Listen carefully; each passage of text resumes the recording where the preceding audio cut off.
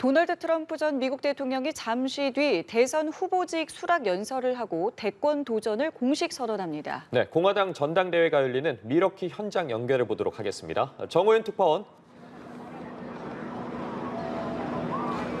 네, 밀워키 공화당 전당대회 현장에 나와 있습니다. 네, 트럼프 전 대통령의 대관식이 될 수락 연설 이제 얼마 남지 않았습니다. 네, 트럼프 전 대통령의 대선 후보 수락 연설은 우리 시간으로 오전 11시에 시작됩니다. 나흘간 이어지고 있는 공화당 전당대회 백미이자 가장 시선을 모으는 행사인데요. 이제 앞으로 1시간도 채 남지 않았습니다. 연설 시간은 1시간 30분 정도로 알려졌는데요. 지금 이곳은 공화당 전당대회 트럼프 전 대통령이 연설을 할 파이서스 포럼 그 현장에 바로 앞에 나와 있습니다. 저희가 이전에는 안에 들어가서 방송을 했었는데요. 내부는 지금 NBC나 미국 NBC 방송이나 CNN 방송 그리고 폭스 TV 같은 현지 방송을 제외하고는 안에서 내부에서 방송을 할 수 없도록 지금 보안 요원들이 통제를 하고 있어서 저희가 부득이하게 이 밖에서 방송하고 있는 점 말씀드립니다. 어제는 트럼프 전 대통령의 장남 도널드 트럼프 주니어가 아버지의 피격 당시 사진을 앞세워서 아버지를 존경하는 마음 그리고 축혀 세우면서 함께 싸우자 이런 얘기를 하면서 분위기를 끌어올렸는데요. 오늘은 차남 에릭 트럼프가 아버지의 연설 직전에 나와서 찬조 연설을 하게 됩니다. 그리고 에릭 트럼프를 비롯하여 트럼프 일가, 멜라니아 여사나 그리고 이방카 트럼프, 지금까지 얼굴을 보이지 않았던 온 가족들이 총출동할 것으로 알려졌습니다. 오늘 연설이 특히나 관심을 모으는 건 바로 지난 주말 피격으로 부상을 입은 뒤 처음으로 대중 앞에서 입을 열기 때문일 겁니다. 대선 후보 수락 연설이라는 상징성만으로도 주목을 끌 텐데 이런 극적인 요소까지 더해지면서 이곳 현장 분위기는 빠르게 달아오르고 있습니다. 트럼프 본인도 이 같은 높은 관심을 의식하고 있는 걸까요? 연설 하루 전 동선을 점검하고 세부 사항을 직접 챙기는 등 유독 신중한 모습을 보였습니다. 네, 정 특파원, 이제 연설까지 말씀해 주신 것처럼 40분 정도 남았고 저희도 생중계로 전해드릴 텐데 연설 내용도 좀 살펴보도록 하겠습니다. 트럼프 전 대통령 기존에 작성해 놓은 연설문을 바꿨다고요? 네, 그렇습니다. 여러분은 트럼프 전 대통령 하면 우선 어떤 이미지가 떠오르시나요?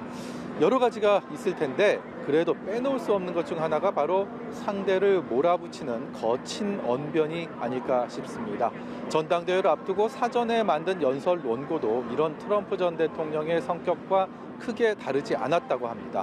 그런데 불의의 피격 사건이 벌어지고 천신만고 끝에 전당대회에 참석하게 되면서 트럼프가 마음을 바꿨다고 측근들은 전하고 있습니다. 그 변화가 오늘 연설문에 고스란히 담길 거라는 게 이곳 전당대회장 주변의 분위기입니다. 바이든 정부에 대한 강도 높은 비판은 빼고 대신 미국의 미래와 통합에 무게중심을 둔 연설을 할 거란 관측이 나옵니다. 물론 미국 우선주의를 앞세운 대외 정책과 중국을 압박하는 통상 정책, 또 불법 이민과 국경 문제, 그리고 범죄에 대한 강력한 대응 방침은 이제껏 트럼프 전 대통령이 강조해 왔던 대로 오늘 연단에서 재확인할 것으로 전망됩니다. 앞서서 말씀드린 것처럼 부인 멜라니아 여사 그리고 장녀 이방카 트럼프가 전당대회장을 처음으로 찾을 것으로 알려지는 등 트럼프 일가도 총출동할 것으로 보입니다. 네, 이번에는 바이든 대통령 민주당 쪽으로 시선을 좀 옮겨보겠습니다. 코로나19 확진으로 칩거 중인 바이든 대통령이 더 수세에 몰렸다고 하는데 어떤 내용입니까? 네, 피격 사건 이후 트럼프의 인기가 이처럼 고공행진을 이어간 것과 반대로 바이든 대통령의 상황은 그야말로 엎친 데 덮친 격입니다. 코로나19 확진으로 발목이 묶인 사이에 대선 후보직을 내려놔야 한다는 압박이 더욱 거세지고 있는 건데요. 문제는 압박을 가하고 있는 주체입니다. 어제는 민주당의 실질적인 1인자인 척 슈머 상원 원내대표가 바이든의 사퇴를 우회적으로 요구했죠. 여기에 오바마 전 대통령까지 측근들에게 바이든의 사퇴 문제를 고려할 필요가 있다고 말했다는 보도가 나왔습니다. 바이든 대통령에겐 버팀목이자 민주당의 상징적인 인물들이 사퇴 요구에 가세하면서 이제 임계점에 다다랐다는 분석까지 나옵니다. 이런 가운데 바이든을 대체할 후보로 자주 거론돼 왔죠. 카멀라 해리스 부통령이 바이든 대통령 대신 선거 유세를 이어가면서 시선을 끌고 있습니다. 코로나 확진 이후 유세를 중단하고 델라웨어주 사저에서 숙고하고 있는 바이든이 어떤 선택을 내릴지 시선이 쏠립니다. 지금까지 공화당 전당대회가 열리고 있는 미러키에서 연합뉴스TV 정호윤입니다.